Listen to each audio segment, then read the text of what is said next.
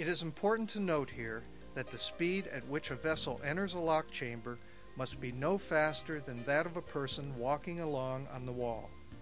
This is important in the event of a vessel's mechanical failure, whereby it would be easier to stop its forward motion and prevent it from striking the lock gates. Also, the vessel operator is responsible for any damage caused by the vessel's wake, whether to lock machinery or to other watercraft exiting or waiting in the chamber. Once in a chamber, it is required that vessels be secured to the lock wall during lockage.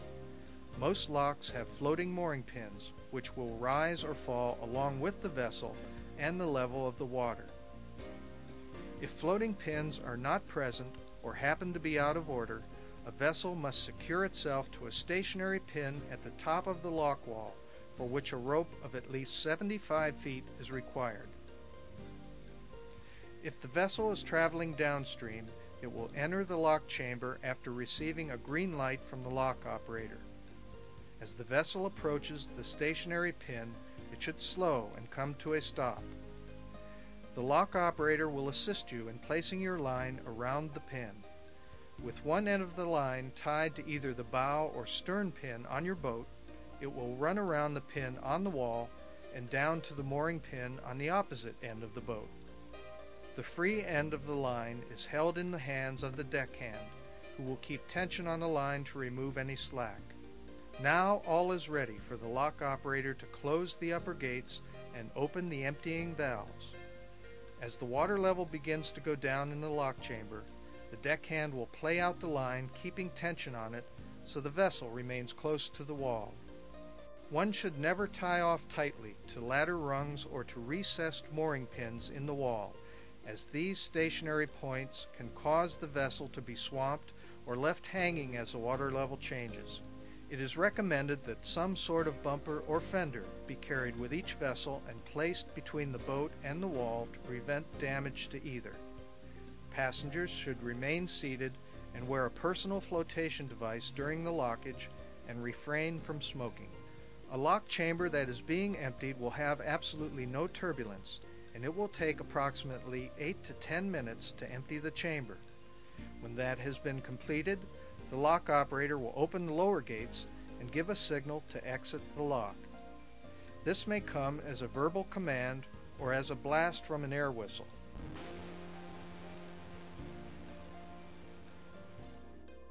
This signal will be given when the gates are fully open to assure that the channel is clear and it is safe to leave. Once again, the speed of your vessel must be slow until the lock chamber and approach have been cleared. For a vessel traveling in an upstream direction, the locking procedure is similar. After receiving the signal to enter the lock, the vessel should slowly travel up the wall and watch for the lock operator standing above. This time, the lock operator will lower a hook line and the deckhand will place the mooring line upon it. After raising the line, the lock operator will run it around the mooring pin on the wall and back down to the deckhand, who will hold the free end as before. Once the vessel is secured in this manner, the lock operator will close the lock gates and open the filling valves. As the water level rises, the deckhand will take up the slack in the line and maintain enough tension to keep the vessel close to the wall.